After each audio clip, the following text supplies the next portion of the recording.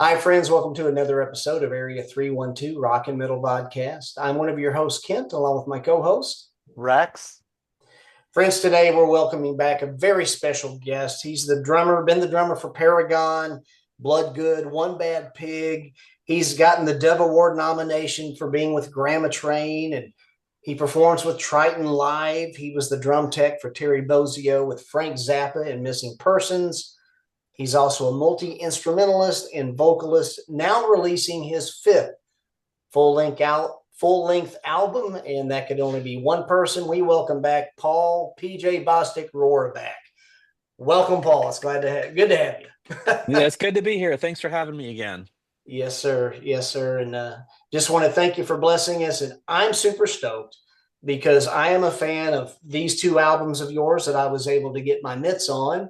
And I'm anxiously anticipating your fifth album. It's entitled Hope in the Winter Stage. Now, friends, today is April the 19th, 2025, in the year of our Lord. As of this recording, Hope in the Winter Stage has not officially been released yet. So we're highly anticipating that. But we're going to talk about it. And Paul, I just want to ask the album title meaning, Hope in the Winter Stage. What's the scoop behind the meaning of the album title? Well, it just seems like yeah, our country, maybe the earth, the world, is, it goes through these seasons of turmoil and this and that, and it's just kind of in this winter stage.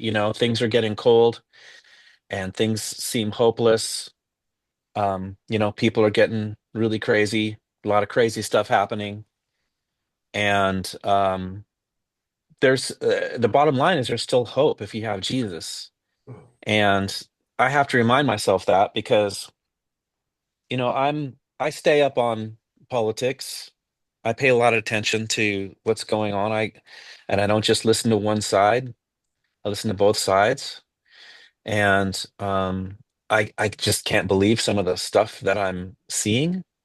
And I think a lot of the stuff going on in our country, particularly, if all you catch is 10 minutes of CNN here and there, after whatever show you're watching or in between, or listening to, uh, you know, uh, uh, government-funded public radio, you just aren't going to know what's going on, and it can just get really scary, and so I have to make a conscious decision sometimes to trust God, and um, healing comes tomorrow. When there's pain, whatever you're going through, you can trust Jesus, and none of this is going on outside of God's notice. He sees it all, and we may we may not understand why he's allowing a lot of the stuff that's going on, what he's up to, but we can have hope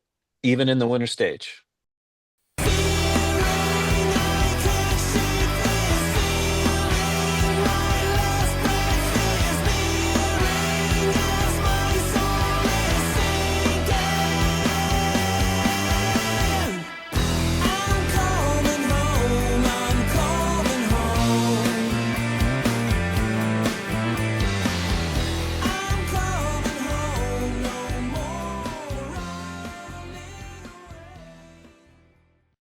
Paul, you're a creative, very creative person. The album, crafting this album, because you are such a creative person, as evidenced by your multi instrumentalist and professionalism that goes into everything that you do, was your album simply a byproduct of your creativity, or this overarching theme? Was this album, did it come about simply due to your creativity and you felt that it was time, or did you specifically want to say what you just mentioned about the overarching theme? Mm.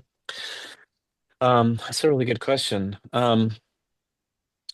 I I always I sometimes I'll have an idea of what I think I want to create. I think I want to go in a direction. Seldom is that what happens. Usually just what comes out, and that's certainly the case with this album. I think this album has more of a positive bent to it than my last albums. There is more hope and um more of an answer to the darkness, so to speak. But it had everything to do with just the place I was at. You know, I've always wanted to write the same kind of music, but write a worship album lyrically. And when I do it, it just sounds silly, like contrived, and like this could be. It just sounded fake. You know, I tried it a few times, and I just cringed, like, it just sounds fake.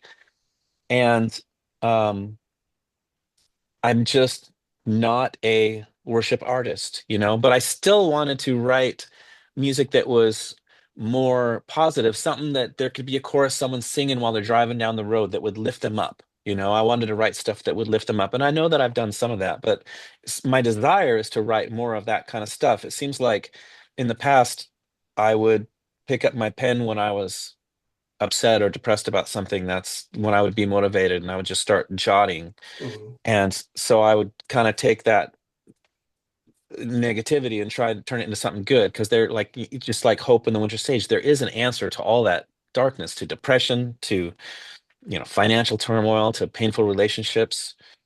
Um, but I was in a stage of my life where God was really doing something in me. God's really worked in my life these last couple years, and uh, the growth that I've had in Christ, and just the freedom in my spirit that he's given me just sort of set me free to write lyrics that were more uplifting, even though there's still maybe even in every song there's still kind of these rants and stuff, but not without hope. Right.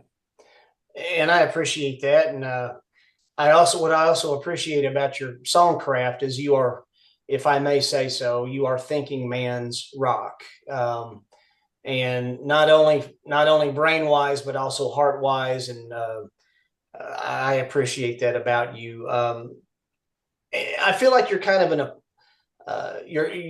your songcraft lyrically, it's almost like apologetics in a way, and I absolutely love that. And then we go through different seasons of life, don't we? Where sometimes we Mhm. need to say things that are maybe a little bit more harsh, and then other times it's more of a, instead of a closed fist, it's an open hand.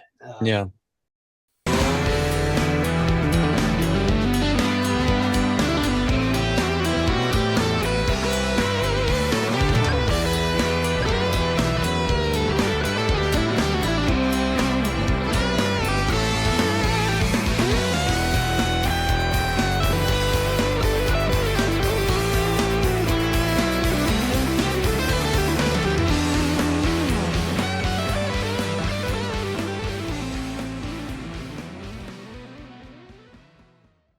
Good stuff. I'm loving what I'm hearing. I'm also, and I can't wait to get the release, but I'm a sucker for on point album art. And I really love, if I may say, the album art to this, and it'll be displayed throughout this video. The album art is certainly on point, at least from my perspective. It's perfectly simple, a bit stark with the wintry scene, but it's very effective because to my mind's eye, it leaves space for thought. And there's always room to chew the fat in thought, as we just mentioned with your work. So, Paul, what made you choose this cover for Hope in the Winter Stage? My wife. See, Yeah. I was taking it in really a completely different direction. We were trying to use AI to help us to formulate the vibe, and then we were going to try and see what we could do through graphic art to recreate it. um I had this idea of, the prog rock album cover, the typical, Rush, Dream Theater, that type of art. Like I really wanted that on my Mhm. cover. That's the kind of the direction my artwork has gone. Mhm. And I wanted a lighthouse, and these kind of broken, not icebergs, but when the lake freezes and it's just all flat and kind of broken.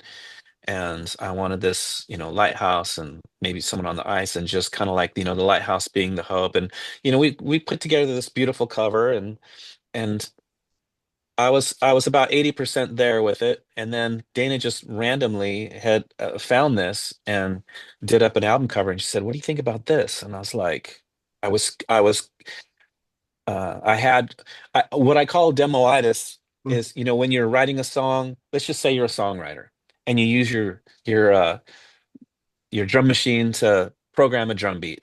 Well, after you've heard that for 3 months while you're working on the song, a lot of songwriters will just make their drummer play that beat because that's what they're used to hearing because they have demoitis, and they won't like release their musicians to have any freedom to do anything else because they're so used to hearing the music in a certain way they just can't imagine anything else coming in, and it's kind of a shame that happens a lot.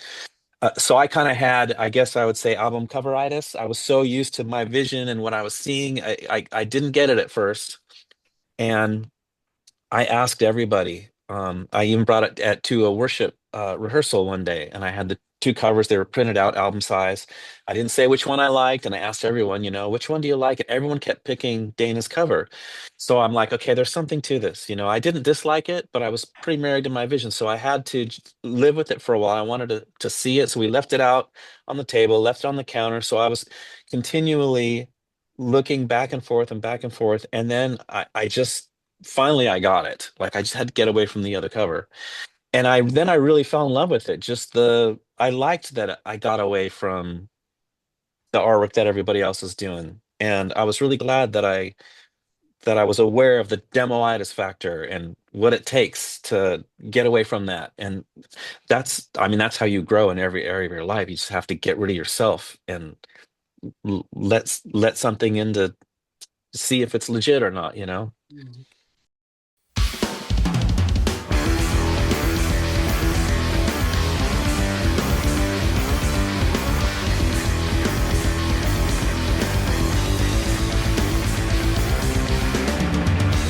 Heaven is calling, parishioners sleep on. I really do appreciate the cover. Of course, I wasn't privy to the other option, but I'm really enjoying this cover. There's also a little, I don't know how to say it right, but a little hidden gem in there for those that really look at the cover. There's uh, you know what I'm talking about, don't you, Paul? The hidden gem on there. If you look really close, you'll see something. We'll talk about it off camera. I don't want Is to. there an is it no, it's okay. Is there an owl in there? There's an owl Is in there some there. oh you know what's funny? Did you not know that? No, I I I I'm wondering if we still like I wonder if you got one that wasn't finished. I wonder if you got one of the ones or she still snuck it in there and I haven't seen it yet. We wanted to do that and we kept trying it Yeah. and it wasn't working. There's a nice little snow owl in there Is from it the cover that you I'm gonna sent to me. I'm gonna have to look and see if But we you have to did look that. hard when Because you see it. yeah, Yeah, a little hidden okay. gem, a little Okay. Easter egg. Easter egg is what I was looking for. Yeah. Yeah, she might be yeah, and we've got the owl on the album. The owl's on the in Yep. the middle Yeah. and in the artwork and stuff. You're talking about on the So, cover? mhm. Okay, I'm gonna have to go take another look at my Yeah, album yeah, cover and see yeah, if the yeah. owl's there So, now. yeah. Well, mine does, but I didn't notice it until I was doing the editing for putting the stuff together, and finally I'm like, wait a second, there's the Wait, album. You know. yeah, I think I well, I know we had it on the inside. Boy, yeah, I'm gonna have to go look at it again. Well, I, I'll I send want to it go to you go if you grab an no album right longer now. have it. So I thought it was interesting, and that the owl was in there on the cover and or also included on the inside, because as we know, an owl is often indicative as a symbol for wisdom, Hmm. and so one of my questions, and you might have already answered it. One of my questions was going to be, what are you saying with this cover? Regarding hope in the winter stage, and when Christ redeems us and covers us. I mean, Hmm. where from Isaiah, our sins that were once like scarlet, they're made white as snow. Hmm. I didn't know if you were saying anything of that nature, or if the snow was a metaphor for Christ's redemption covering us. And if the owl might have been symbolic of wisdom, if you carefully chosen that, because the Lord tells us to come to him and reason with him, and we can be forgiven. Did any of that play any part in it, or is this just Yeah. The owl definitely resembled life and wisdom. Um, I was Googling and trying to find any birds that resembled hope or life, and it was always the dove, and I just couldn't do the dove. Love the dove, but it's been done a million times, and I just could not, put a dove on my album cover. And hopefully I'm not offending anybody who has put a dove on their album cover. It's been done many times, but uh, I just couldn't do a dove, and so we went with the owl. And man, I'm just dying to go look at the album cover now because we tried so hard to get it in there, and so maybe she did it in there, and either I don't remember, which would not surprise anybody, or it's well, been 2 rooms. She's been working hard on this stuff, and I've been out here on this, and we're like passing ships, you know.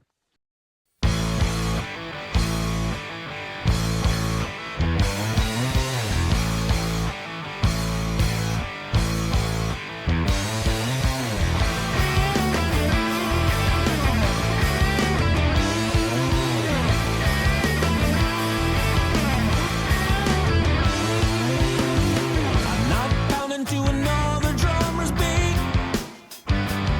I'm not following the piper's harmony.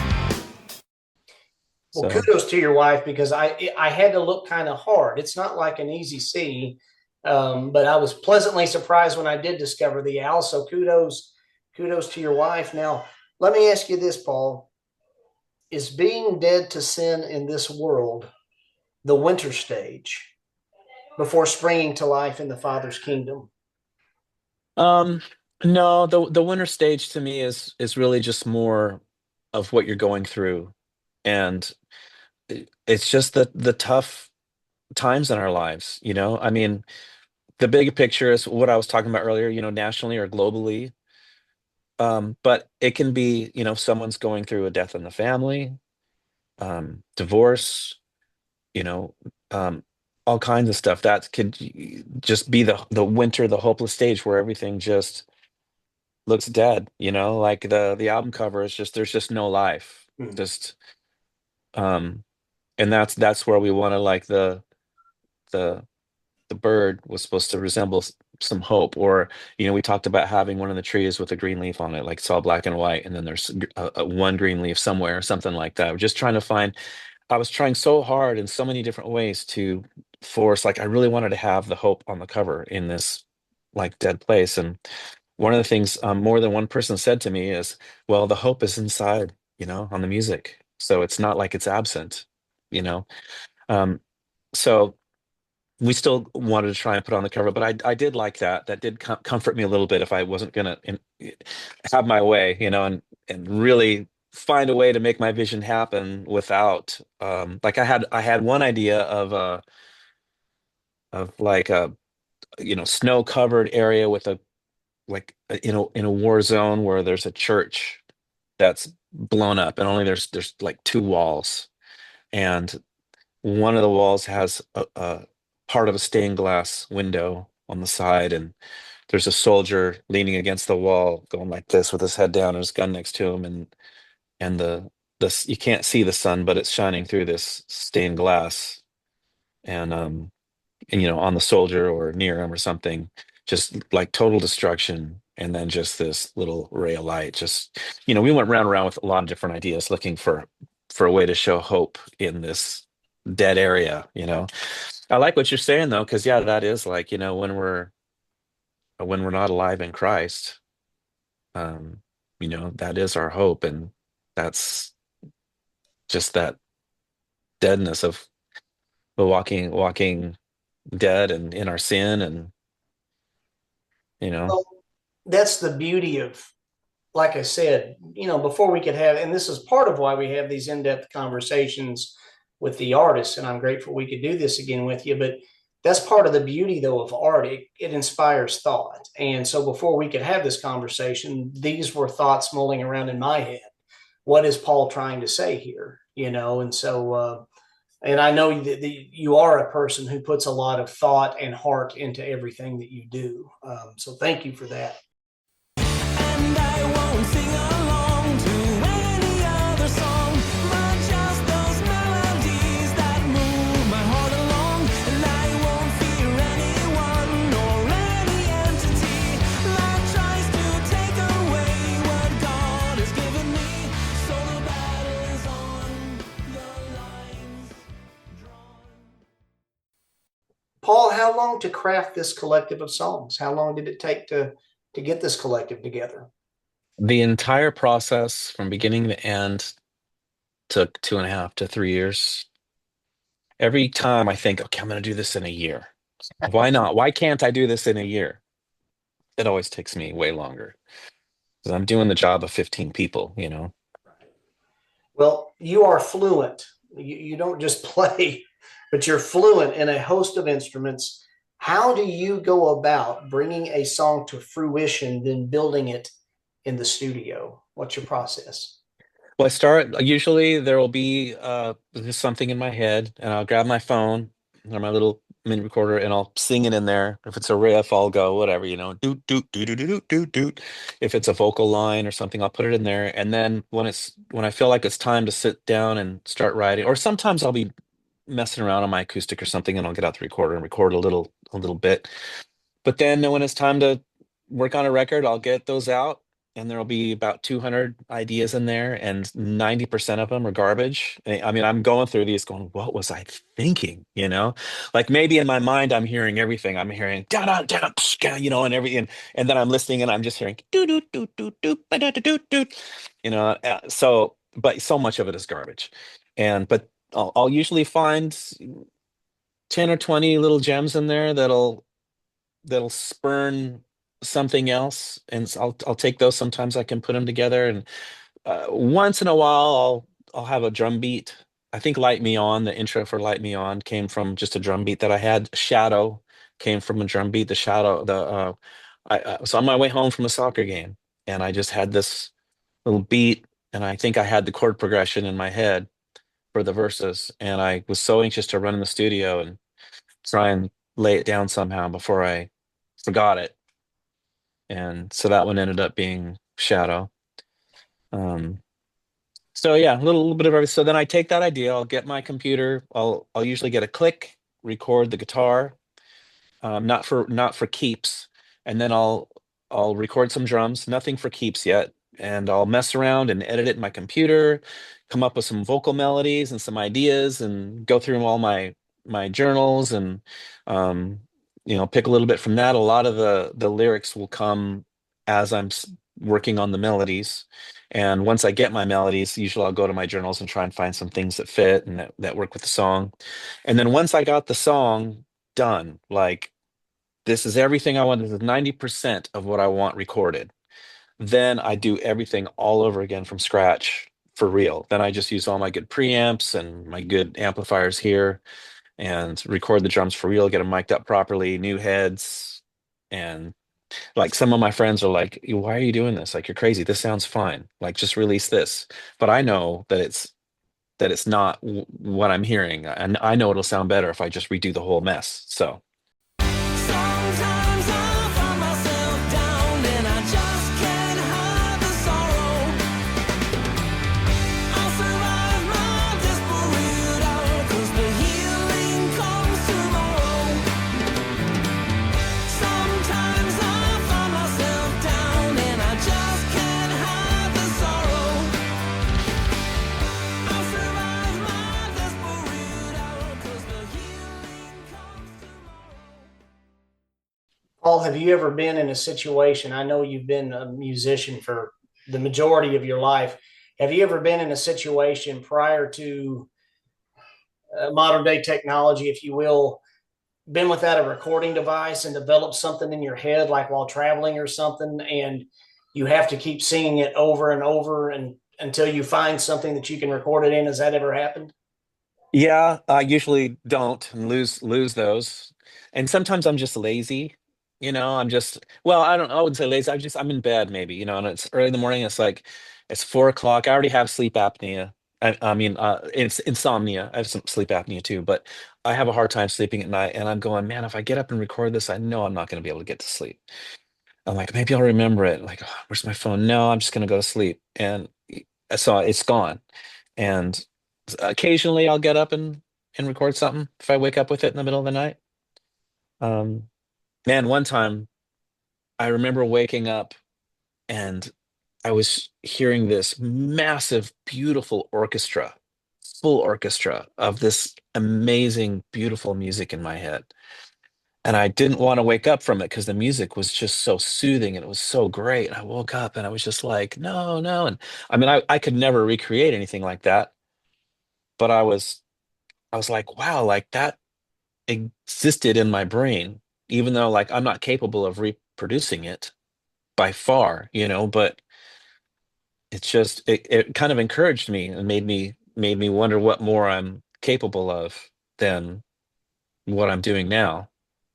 Gotcha. Well, I think, PJ, that you opened up the album with a great barn burner of a song. I mean, Secrets is just rocking. I think that's a good way to start out an album. Just hit you right from the beginning. That is an awesome song, man. Thanks. It's got a little bit of the 90s Grammatrain era influence. I was Mhm. happy when I came out with that one. I was like, I think the Grammatrain fans will like this one. It's got Yeah, that kind of vibe. yeah. And overall, Paul, I was checking out the other two albums that I have from you, and um, to me, I personally feel like Hope in the Winter Stage is just a little bit more streamlined than the other two albums that I have, being these two. And that is not a negative toward anything, toward any album. It's just a little bit more streamlined. It's also a little bit more just unabashedly rocking. Um, it's all good. I really enjoy it. There's a lot of hooks. I also like taking a little bit more of the journeys with the other two offerings.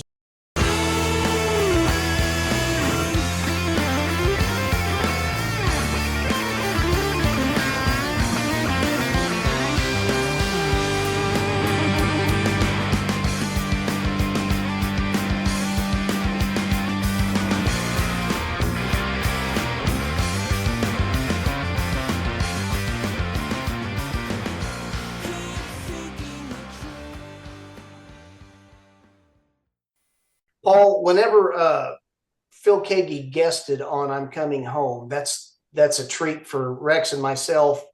When did you know that you wanted to have Phil on this album? What sparked that? I've wanted to ask Phil to play on one of my albums for years. I just, in the back of my mind, it's like, man, it would be so great to have him on my album. And I'm not even like a super fanboy. I just really admire him. I've met him a couple times, and he was a very decent human being, very kind. And I when I was in Bloodgood, we warmed up for him in the Tacoma Dome, and so I got to have lunch with him and you know sat for a while, and he was really pleasant, and he seemed like the real deal, and he's so amazingly talented. I would rather watch him than him with his band, which I don't think I can say that about anybody else. So I just always in the back of my mind felt like I wanted him. And then when I was writing that song, I was like, man, this is the one.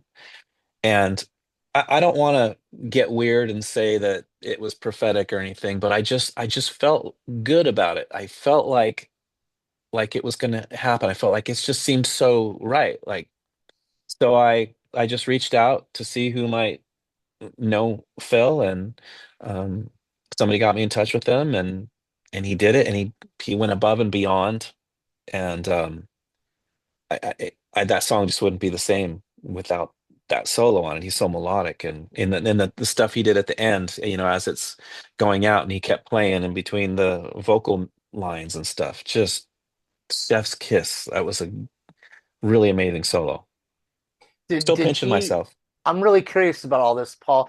did he look for guidance from you, or did you just say, Phil, whatever, and you were happy with that because you knew he's just such a incredible musician and songwriter himself? Yeah, I just gave him free rein. I was a little embarrassed because I didn't mean for him to record to the track that I sent him. I sent him a very rough track. I didn't send him a click. There was no bass line on it, nothing. I just thought I would get a yes or a no. And if he said yes, I'd be like, okay, great. Let me send you some stem files so you'll Yeah. have the click and I'll put a bass line in there so you have a better idea. I had the chords. And so but yeah, his answer, he just sent me, he said he would do it, and I thought I was going to send him the files, and suddenly he's sending me. He actually sent me like 6 different solos, and I wasn't expecting that at all. And so the poor guy had to line it up in his computer to click probably, or maybe he didn't use a click, maybe he just played to the drums, but he recorded his own bass line that would help him get through the section. And I just felt kind of bad about that. I didn't mean to stick him with that. And I really wanted him to hear the bass line that I had written for it. But it all worked out, and he worked probably harder on it than he thought he had to. So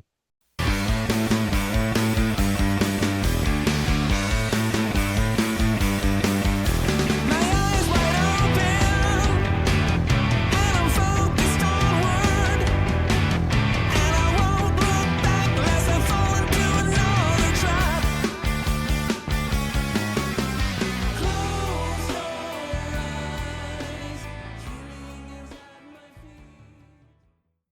I'm happy for you, PJ, thanks. that you got him on there. That I know that has to be a pretty good feeling for you to have Phil on a song of yours. hmm And then I heard that he was doing all the stuff with Neil Morris, which Yep. is really cool. Like Yes. kind of getting into the prog rock Yep. territory, and Yep. Yep. That's awesome. Well, let's talk then about Gentle Plow, because your old friend Geoff Schronce from Paragon is on Gentle Plow. And so how did this reunion of friends transpire for this song, Paul? So there was a buddy of ours named Scott Snyder. Uh, he was a fellow drummer and one of Jeff's best friends, and became one of my best friends. And when I was talking about the Phil Keaggy thing on Facebook, Scott chimed in and said, "Hey, you should have Jeff play on a song." And I've always thought about asking Jeff to play on a song. And so it just was like, huh, yeah, why not? And I just thought, well, I'll ask him if he wants to do it, then that would be really neat to have him on my record because we're old friends. And so he said he'd do it, and he poured his heart into it. And another great solo. Like the best solos on this album are from the 3 guys that I invited as guests. J.R. Taylor is the other one. He's been a friend of mine. He played the solo on A Metaphoric World. Mhm. My daughter Ocean wrote probably half of those lyrics. Nice. And JR and I go way back, but he's really key to the PJ Bostic thing, because when I wrote the first song I wrote as PJ Bostic was the song Religion. And I didn't know what to think of it. I was scared to death of my voice, and I was running it by JR, and he just gave me so much confidence, and he was so encouraging, and he's always been in my corner. And he played a solo on that first album on Scrolls and Comets. He played a guitar solo on that. And so it just seemed right to have him come along and do another solo. So he came out here and shredded it out on my Rivera, and he did a great job too. And then my son Coda's on it doing the marching snare at the end. Very So cool. yeah, got a few guests on this one. Very cool. Now, I also noted that Healing Comes Tomorrow. It finishes side 1 for the album. And then side 2 begins with Healing. I didn't know if this was kind of like a little bit of a play on words. Healing Comes Tomorrow, and then that finishes side 1. You have to turn it over for Healing. Was that a little tongue in cheek, or is that just the way it panned out as far as track listing? Both. Healing, I always knew that I wanted Healing to be the first song on side 2. I just wanted that to start off. It just seemed like that's where it belonged. And just when I was working on the order, Healing Comes Tomorrow, like there was a part of me that didn't want them next to each other because the titles both have healing in them, and I didn't want it to seem redundant. But I did end up liking how it worked out that Healing Comes Tomorrow, and then you flip the record over and you can pretend it's tomorrow now and Yeah. sing that one. Yeah.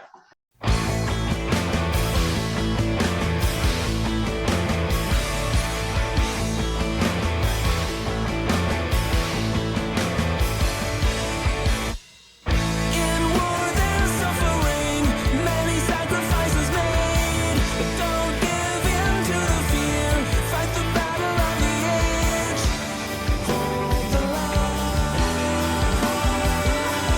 hold it. This, if I'm not mistaken, this is your first album that's actually being pressed to vinyl. Is that right? Mhm. Yeah. That's wonderful. What a treat there. So, what about the release then for Hope in the Winter Stage? When might Hope be released? Uh, M May 25th. PJBostic.com is going to be the place where people can pick this up, Mhm. correct? Yep. Wonderful. Now, I also want to talk about, Paul, in addition to this great album coming out on May 25th, friends, at pjbostic.com, Paul, what's the latest scoop on Paragon? Is that still in the works? Anything still in the works there? Yes, I have the files now. From so there's the first demo, the 3-song demo, and then there's the 5-song demo, and then we recorded 3 songs that we never released. And I have those files now, and I'm getting them all cleaned up, and then I'm gonna send them to Geoff and him and probably Scott, the guy I was talking about earlier. And some of their buddies up there are gonna finish it up, mix it, and get it to the record label. Gotcha. So sadly, I'm slammed out of my mind right now. I'm really trying to get to it, but I'm having a CD release party. I'm guessing this will come out after my CD release party, but I'm working on a CD release party and I'm trying to get all my ducks in a row for that. And it's got me working, Sure. 12, 14-hour days. I haven't worked this hard in a long time. Well, let's talk more about that CD release party then. Tell us more about that. Well, I'm not able to find a drummer. So I'm recording myself playing the drums to these songs with a few different camera angles. And I'm going to perform live with a guitar player and a bass player, and I'll be playing guitar too. And then I'm going to have a screen behind me with me playing the drums. So we'd be playing along to the drum tracks and the video. And since the keyboards are pretty minimal, I thought about going without them, but I threw some of them in there, some of the pads and stuff. It's not like I have a keyboard player it wouldn't really make sense to hire a keyboard player to sit and play one note once in a while. So, so I just threw some of those in there too with the drum tracks. Yeah. So I'm gonna try it. It's an experiment. Nobody's ever done this that I know of. People have done similar things, but I don't know that anybody has put a band together with, their drummer just on the screen there. And I guess my excuse is that I'm since I'm playing everything, obviously I can't do everything at once, particularly the drums. And I also know that people want to see me play drums, and it's not going to be the same thing as seeing me play live, but at least I'll be up there on the screen and they can see the big, pretty drum set and the lights and the smoke. I, Well, I go ahead. they need to understand, I mean, you're a multifaceted musician who is fluent in not just one language of the drums, but several languages. So, as a guitarist, as a bassist, keyboard player as well, we all need to understand that. So I think it would be neat to see a different facet, of you. And so your Yeah, fans would be supportive of that. yeah, I think it's a fair compromise. I mean, it's either that or nothing, or I can't play, or just go dance around to tracks by myself. I mean, people for years have been telling me, well, why don't you just play the tracks and just get your guitar and there's just no way I'm going to show up at a festival and just have tracks going and I'm up there trying to rock out with my guitar. That just seems so silly to me. But if I've got some company up there with me and I'm on the screen back there, I mean, when I hit a threshold and I can't do what I want to do, and you have to go sideways, think of something else. Whatever that is, you need to make that great and make it as though that's what you intended to do all along, make it that good. And that's what I'm trying to do here. I'm trying to, take this compromise and turn it into something that can be entertaining, that can be fun, you know? And I think it's gonna work.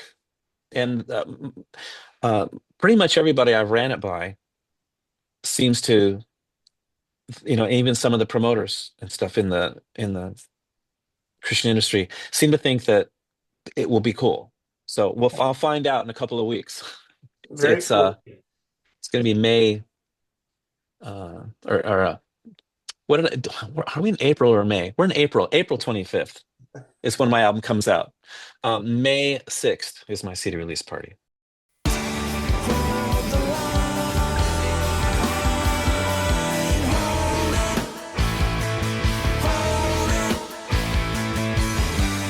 hold the line, hold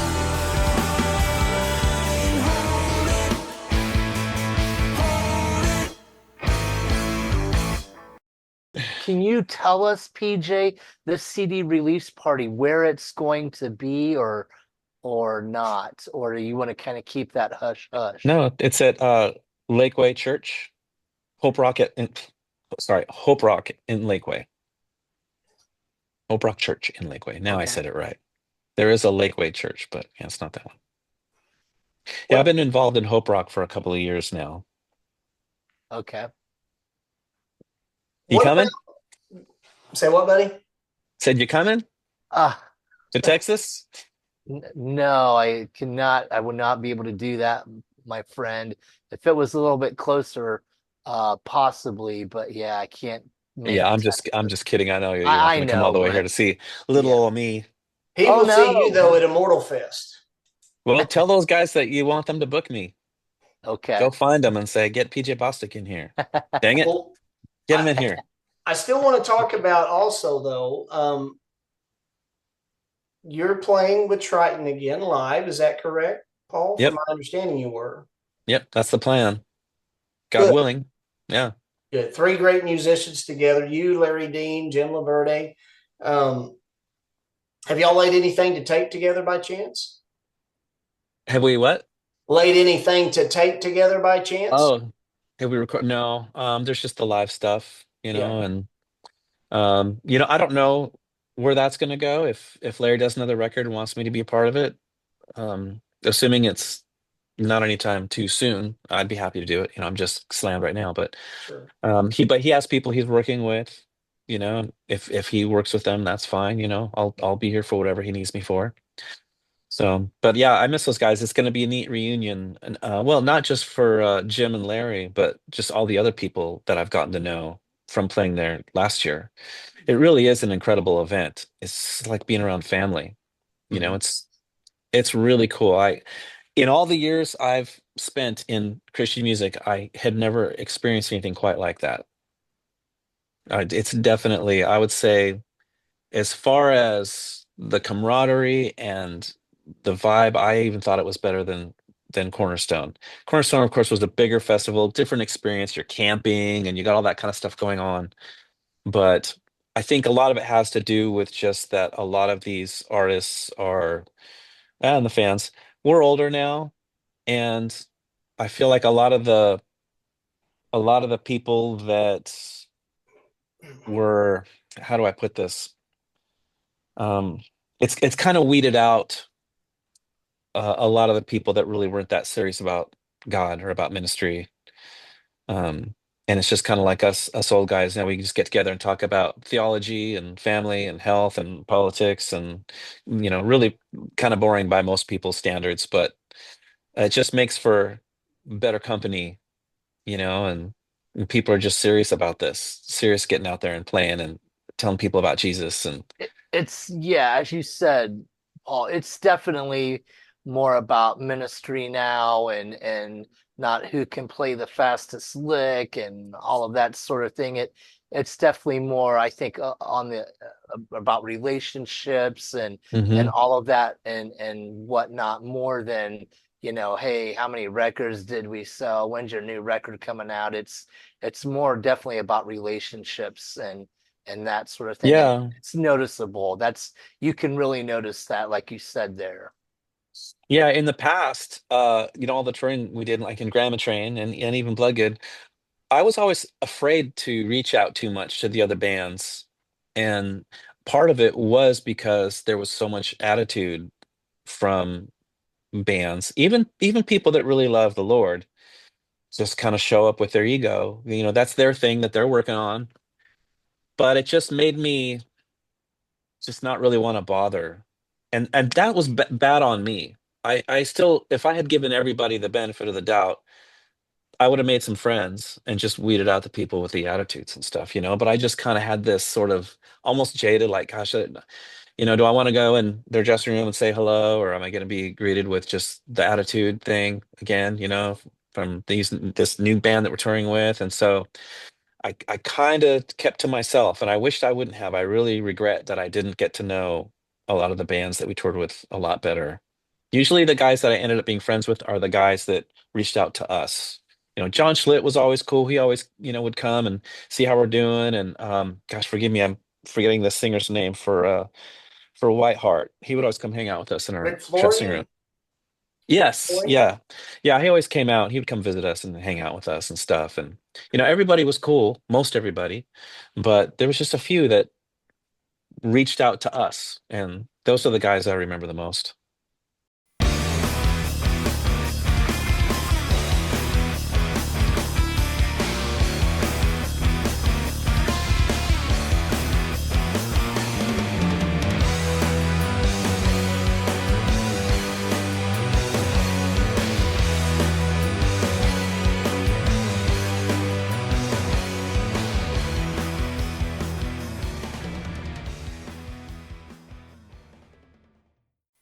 Before I inquire a little bit about Grammatrain, I just want to make mention too that Rex, I'm not much of a traveler. I'm kind of a homebody, and Rex, he always gives me his tour report, Mhm. of the Immortal Fest. But I distinctly remember him being highly complimentary, and the biggest thing that he told me was when Trytan, meaning you and Larry and Jim, did the Rush tribute, and Rex said that really it was done just perfection, dead on. So Rex, you want to say anything about that? Yeah, if you closed your eyes, you would swear it was Rush playing. And I'm being dead We tried. serious. I'm being dead serious, PJ. And I kind of knew what was going to happen because we had talked earlier in the day and you told me there's going to be kind of a surprise, or I forget how you worded it, but I told my wife, I said, honey, they're going to do something with Rush. I just know it. So, but yeah, that was incredible. Yeah, and everyone talked about it.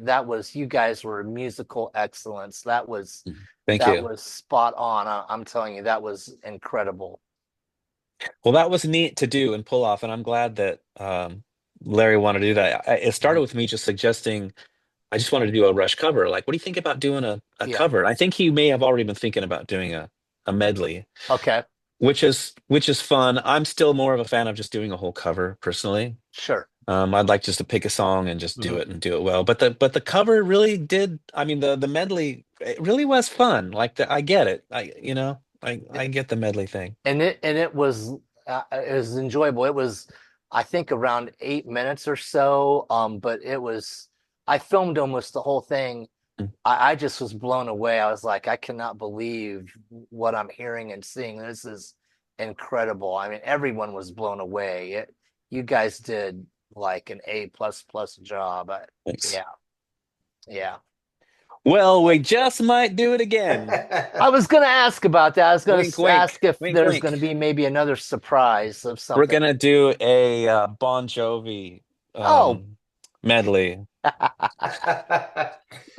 So, Paul, I know that there's some Grammatrain news as of recent. I believe both albums, the studio albums, are being remastered and re-released. Just tell us the scoop on that. So we just signed the contracts yesterday with Matt at Boone's Overstock, Retroactive Records. I'm not sure exactly. I know it's kind of both. I'm a little confused on all that, but so we are re-releasing the Clock CD. That was our demo. That was the demo that got us signed. I think we're also including the cassette that we had with 3 songs on it. I can't remember if we're doing both or just the Clock CD. Um, so we're officially releasing that, and which is I think the fans are really going to like that because those I've seen them go on eBay for $50, and I've got 4 of them, and I'm kind of like, part of me is going, I guess I should try and get $50 for these before before it's accessible to everybody. Of course, I wouldn't do that. They're promised to my kids, so they all get one. And there's still always going to be something special about like these were the official demos. And be So sure we're and going to tell release your it. kids, Paul, tell your kids kids, if you pay daddy a little extra, I'll sign it for you. There you go. Yeah, and I won't smack you around. Go ahead, buddy. And so it's going to be released on vinyl and CD, and then I'm guessing we'll find a way to sell the WAV files online. I've thought about putting some of the Grammatrain stuff on my PJ Bostic website, having a section with some of the Grammatrain stuff, the stuff I have permission to sell. I don't really know how all that works with the stuff that the label owns half of our publishing on, but as far as like our last album goes, want to make that more accessible to people. People have been asking about it, so. But yeah, I'm excited about that. So that's 3 releases this year coming out on vinyl. That's great with the PJ Bostic stuff and the Grammatrain and the Paragon. I've never been on vinyl before, so Yeah, that's wonderful. now 3 in 1. Three vinyls. The count. So, Paul, this year has been a very prolific year for you, and I'm glad to see a lot of your treasures.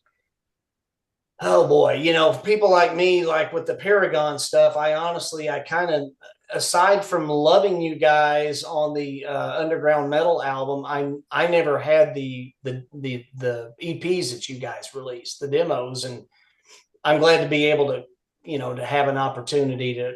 So I'm holding out hope that you're gonna, that's really gonna happen. So, and I'm really digging the new PJ Bostic material. So I'll be right there in line, and that's just right around the corner here for April 25th. So I'm excited. PJBostic.com, friends. That's the link to catch up with all things PJ Bostic and his latest album for ordering that. Boone's Overstock is where you can find the retroactive release for the Grammatrain material. And what am I forgetting, Rex? There was one more release. Grammatrain, Paragon. Where are we going to find Paragon at, Paul? Can you reveal that? I don't know. I don't know yet. I got you. What would you like to see? Rocks Records. So yeah, I'm sure they have a site. And so that's going to be a Rocks on their site. Yeah, that. Okay, so that is officially going to be a Rocks. So that, friends, that's Rocks Records. Yeah, he's just ready to go, and he's so he's waiting on us. So it's our fault. I'm waiting on you too, just for the record. So. And let me say this too. You guys are a big reason that the Paragon stuff is happening. People have been asking me about the Paragon stuff for a long time, and I just. You were definitely the straw that broke the camel's back. I didn't know so many people cared and knew who Paragon was. So we're finally doing it. We're doing it for the fans. Since one thing I can say we're doing for the fans, because I just got to be honest, I pushed back on it for a while, and it's just, to me, it's kind of like, that's, that's the old me. That's the old, I've moved on and done other things, and this is how I want to be known. But like, people kept asking about the Paragon releases, and so I thought, well, okay, do it for you. And Paul, like we talked about off camera too, one, like, I never had the cassette releases and just know the one song from underground metal. If you've got that many people asking about it, you've got fans, and we want it on CD, and we understand that was back early in your career, but they love that stuff anyway. And so to have that with some new stuff, I mean, they just love the band. We just love the band. So we are so excited that that's gonna see, the light of day, and Bill will do a good job with it, we know. So we're just so excited for you for that. Thanks. Celebrate, proud of your intent. The murder of the innocent. You can't sugarcoat the violence that you bring. The aftertaste will not be sweet.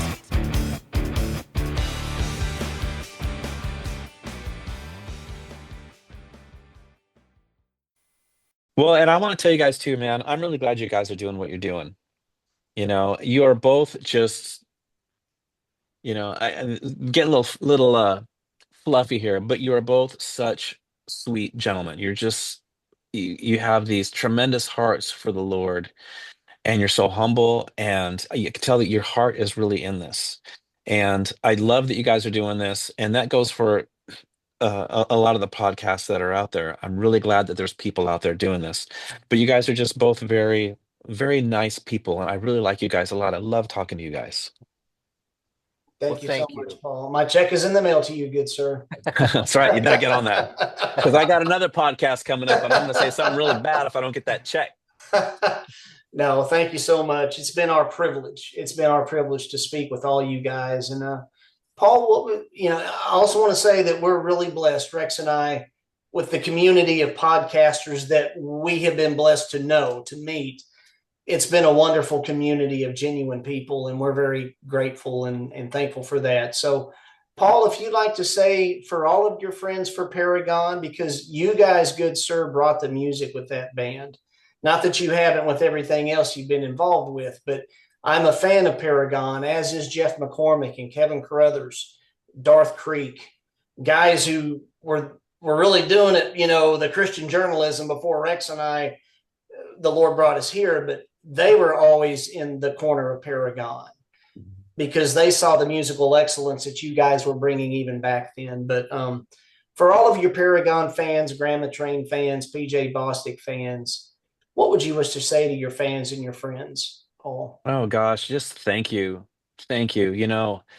Um, I mean, the farther back you go, the tougher it was, and with Paragon, I mean, I thought Christian rock was my idea. I didn't know that um there was other bands doing it, and it just made sense to me. Like, why not? Like, I listen to rock and I'm a Christian. Why can't I just start a rock band and put lyrics in it that are the same as I'm hearing on, KCMS up in Seattle? But we really can't do this. It's not there's no reason to do this if if it's not for you guys. And it's really empty if it's just entertainment and I would say and money, but there's no money in this. I mean, for most of us, this is not something anybody's getting rich off. And so the feedback keeps me going. I love hearing from you guys. I love that something that I did with my time and my resources has encouraged somebody, cheered someone up, or completely changed somebody's life. So thank you. Thanks for hanging in there with me, and especially the guys that have been with me all these years, from the 80s. Thank you for staying with me. And please tell your friends, you're my record label. Let everybody know what I'm doing and help me out. Yeah, we certainly will. Rex, before we head to message from home, you got any other questions or anything you'd like to say? I would just like to say that this new album is incredible, PJ. I Thank you. play it, and like Kent said, it just kind of really flows together. Not that the other albums didn't, but you can just play this, and it's like some songs I'm like, yep, I hear the Rush influence, and like the first song's just a all out rocker, and I'm like, okay, that is awesome. The whole album is excellent, and Thank you. we will definitely, be telling all of our friends and letting people know about it to get the word out that this is one album they'll want to get for 2025 for sure. Appreciate that. Thank you. I've got my dowel rods out so I can play air drums to PJ. All right. I've been doing that when I've been listening to this album. Paul, we always have message from home at the end of every episode. We just want to keep the main thing, and honor the Lord by reading a portion of his word as it correlates to something that the artist has, put on the creative table there. And so just the album title, Hope in the Winter Stage, and then the cover. And Paul, you explained and expressed what that meant from you directly as the source artist. My take on it, Paul, just from observation and, before this conversation, here's what it reminded me of. It was from Isaiah 1:16 through 20, which says, wash yourselves clean, get your evil deeds out of my sight, stop doing evil, learn to do good, seek justice, relieve the oppressed, defend orphans, plead for the widow. Come now, says Adonai, let's talk this over. Even if your sins are like scarlet, they will be white as snow. Even if they are red as crimson, they will be like wool. If you are willing and obedient, you will eat the good of the land. But if you refuse and rebel, you will be eaten by the sword, for the mouth of Adonai has spoken. And that's Isaiah 1:16 through 20. But in that, I find such a beautiful scripture that says, come now. It's an invitation from Adonai, from the Lord. Let's talk this over. Let's reason this out. You have sin in your life, but if you come to me, I'll cleanse you. I'll forgive you. And the Lord, Adonai, is Jesus, of course, who does the cleansing. And that's just a beautiful passage to me. But I'm reminded of that when I see the snow. God says He'll make our sins, though they were as scarlet, as white as snow. And I'm grateful for that. And it's just, tomorrow is Resurrection Sunday. And so anyway, by the time you see this, friends, Resurrection Sunday will have happened, but He is risen every day. So anyway, thank you, Paul, for being our guest. Thank you for having me. Always. Yes, sir. We'll wave goodbye to our friends, but stick around for one more moment. See everybody later.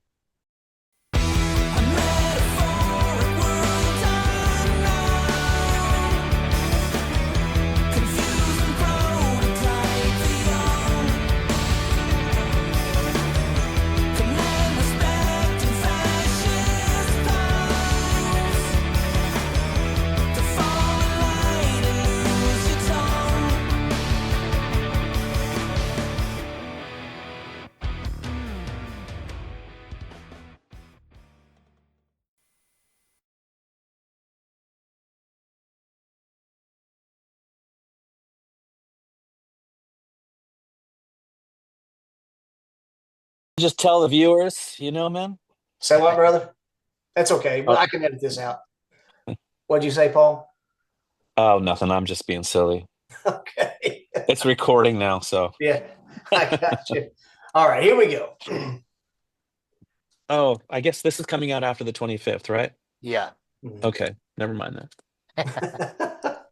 Okay, so how about, can you ask me the question again? I'll get it right this time. Sure. All right, you ready? Yeah. I want to ask two things.